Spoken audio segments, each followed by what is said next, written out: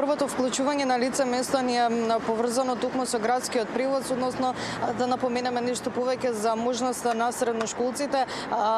односно нивното право да се возат бесплатно во автобусите во текот на летниот период, односно во текот на летниот распуст, започнувајќи од денес. Имено со оваа информација уште во текот на вчерашниот ден ЈСП излезе во јавноста каде што напомена дека сите средношколци се разбира кои што ги исполнуваат правата, сите оние услови за да добијат право за бесплатно возење ќе можат слободно да ги користат истите услуги. Со оваа информација се обратија и онлайн, каде што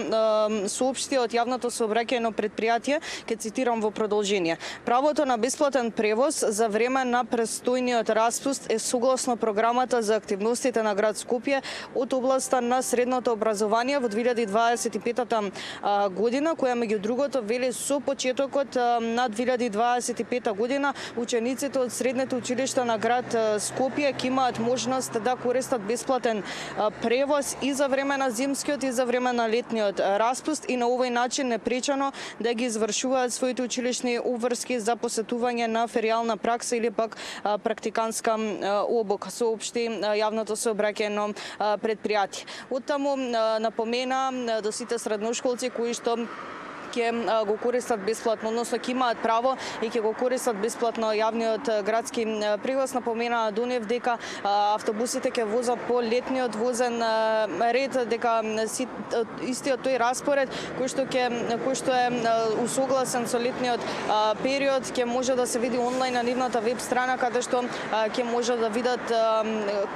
од кога до кога, во колку часот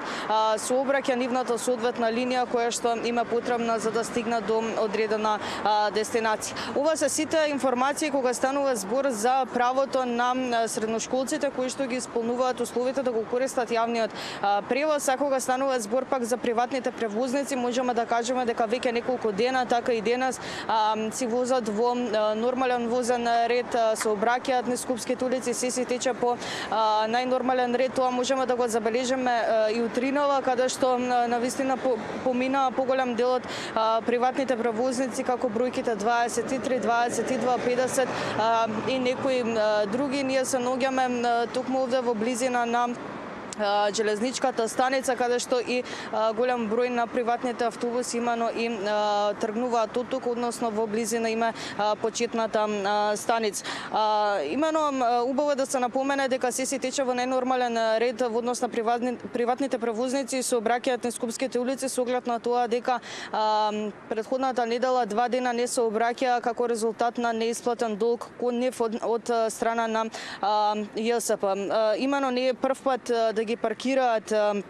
своите автобуси приватните превозници, а во еден од минатите протести поради долг ги блокира и главните крстосници во градот.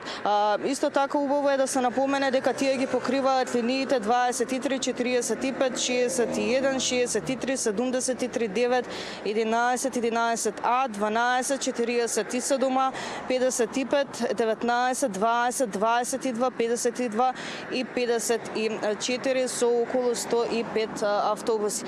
Со овие информации ве поздравуваме токму од терен и се разбира дека се гледаме некаде околу 8 часот и 50 минути, каде што ќе позборуваме за една навистина интересна тема од областа на културата, односно ќе позборуваме нешто повеќе